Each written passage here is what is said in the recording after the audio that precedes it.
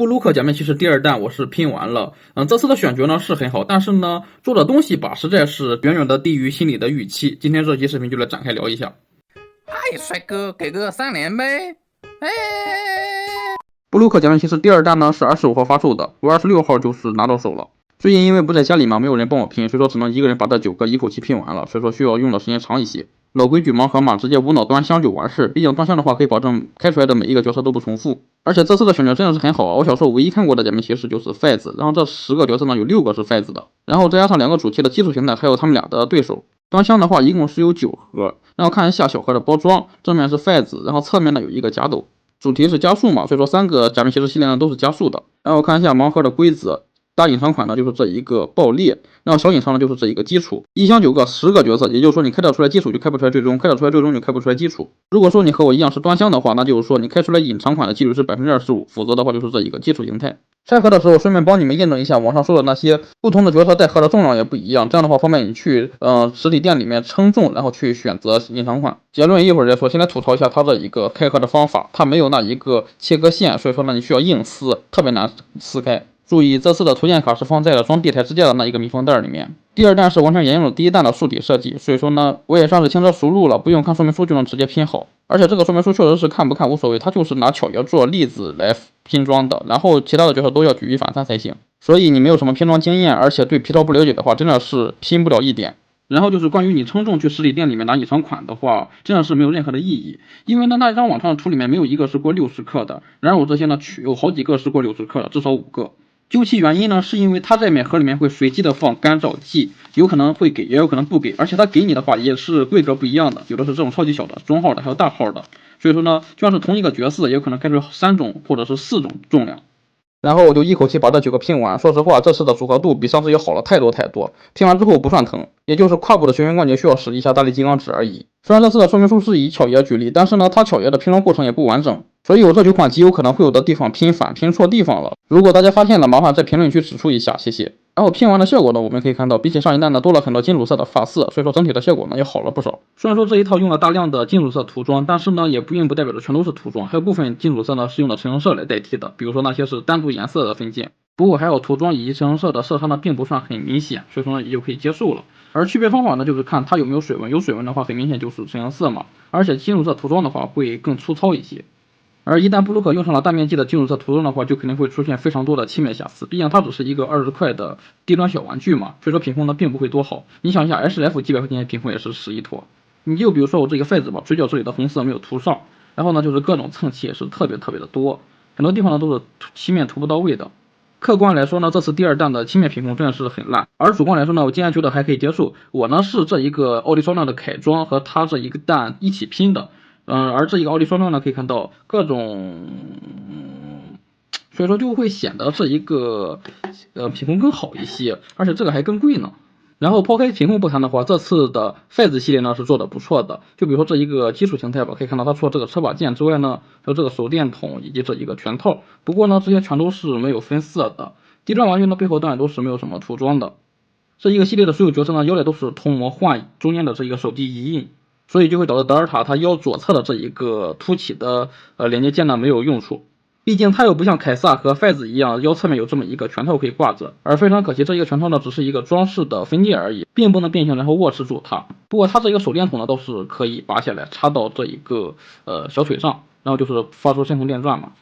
然后就是凯撒的这个光剑呢也是有3种玩法嘛，就是首先作为一把光剑，然后拔下来之后作为一把枪，然后把它拿下来之后呢还可以挂到这一个腰带的侧面。而德尔塔呢就比较惨了，它只有这么一把枪嘛，然后就是挂在侧面。然后别忘了低端玩具嘛，它的背面是完全偷色的，所以说你挂在这个侧面的话，就会导致没有颜色了。而加速形态呢就没有剑了，不过呢它这些小配饰倒是有保留下来，然后也是可以发深红电钻嘛，而且它是真的可以发深红电钻，因为它带的这个配件呢就是深红电钻特效键。使用方法呢就是说把它的腿拔下来，当然别忘了咱的这一个手电筒也要装上，然后就是直接拿这个特效键呢替换上它的脚就可以。效果呢可以说是十分的不错呀，而且呢它还可以给这一个基础还有爆裂形态用，胸口的移印效果也是蛮精致的。只不过很可惜这一个胸甲呢并不能闭合，是不可动的。然后呢它有一个非常致命的问题，就是它整个头雕呢就是偷膜换色的基础形态，所以说呢它的复眼是做的不对的。它的复眼呢是一粒一粒的，而它的呢是和基础一样是一圈一圈的。大隐藏爆裂这里也是一样的问题，直接涂抹换色基础形态也是一圈一圈的，而不是一粒一粒的。所以说呢，它作为一个大隐藏，既然完全不还原也就算了。听他们说，身上这些红色呢都是橙色，并不是用的金属色涂装。你看上一次的大隐藏是啥呀？几乎的一个狂热模式有不违禁，而且呢也是回旋金属色涂装。所以说这次我没有开出来大隐藏，一点都不感觉遗憾，因为你如果说开出来的话，还不如这一个呢，毕竟它是完全还原的头雕，而且呢浑身也是有金属色的。你看那一个大隐藏呢，头雕完全不还原，然后就是金属色很没什么油。而筷子系列它涂抹换色敷衍呢，还不是最过分的，最过分的还是在于甲斗系列，它呢可以看到是给了两个都是完全涂抹换色的，一个黑甲斗，一个普通甲斗。毕竟加速主题嘛，选这两个是完全没问题的。只不过呢，它为什么是黑甲斗而不是其他的，比如说钢斗或者是 BOSS 啥的，也是原因很简单嘛，就是因为它可以直接完全涂抹换色这一个甲斗。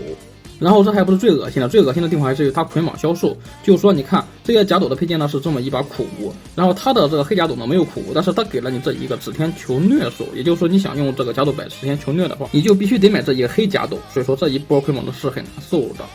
其实这两个也是有捆绑销售那味儿的，不是因为这个深红电钻，而是这一个支架地台，就是说你所有的角色呢都是会给你这么一个布鲁克的地台的。这次的地台竟然还是做了新规的，名字呢不再是布鲁克，而是改成了英文的，然后就是这4个洞呢改成了2个。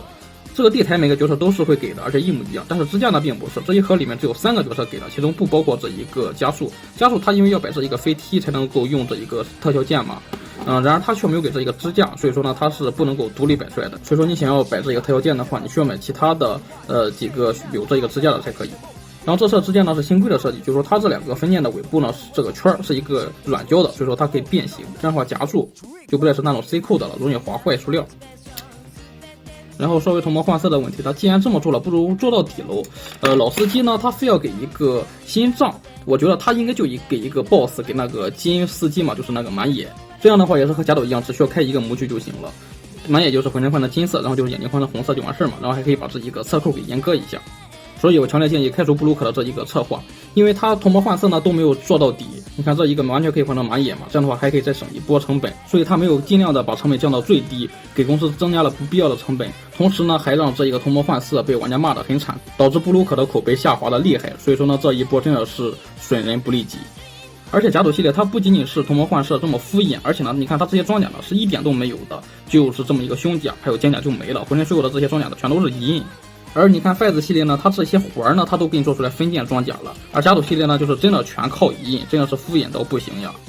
不过它也并不是一无是处，至少它这个金属红的涂装效果呢是真的漂亮呀。然后这黑甲斗的这一个遗印，然后再加上这个高亮面的效果也是很不错的。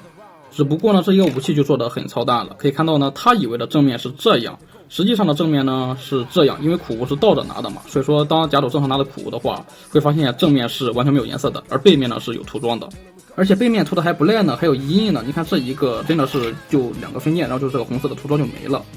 而且非常搞笑的地方就是盒子上的这一个武器的示意图，可以看到是前后装反了。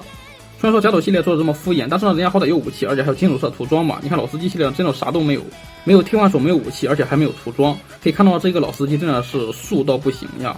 头雕这些遗印都有还原出来，只不过这些管子上的界面色效果呢是一点都没有，是纯银色的。你看这一个身上的装甲就几块涂装呀